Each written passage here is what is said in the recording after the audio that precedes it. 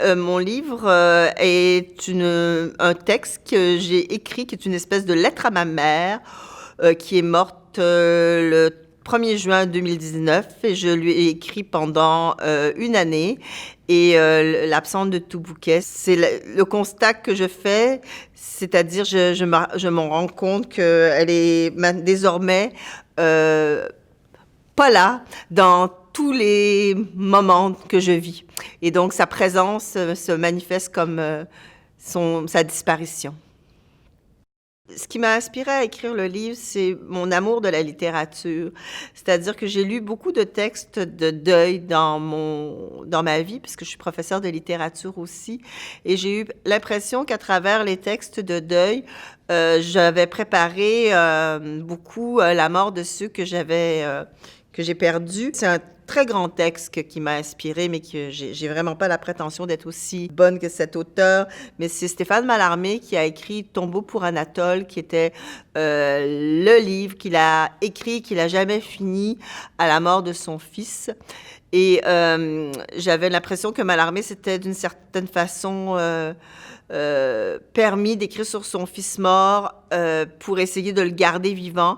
Et toute proportion gardée, j'avais l'impression que Tombeau pour Anatole serait un livre qui m'accompagnerait à travers l'écriture du Tombeau pour ma mère, qui est l'absente de tout bouquet. Tu n'as jamais cultivé ton jardin. C'est la phrase qui m'est venue alors que je piochais la terre devant ta tombe. J'essayais tant bien que mal de planter un dahlia dans l'humus dur qui contient tes restes.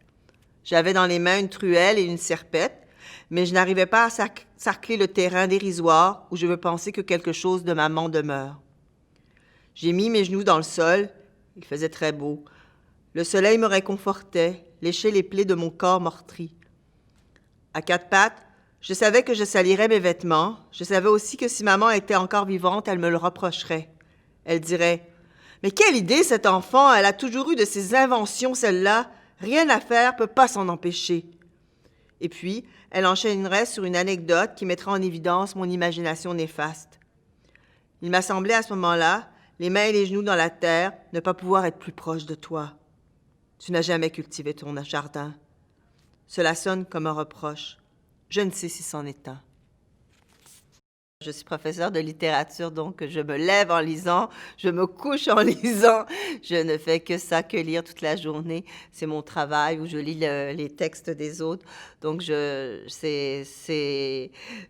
je ne lis pas, j'ai l'impression de tromper ce qui est, il y a de plus essentiel en moi. Donc, oui, je lis pas du tout en dilettante. Je suis une professionnelle de la lecture.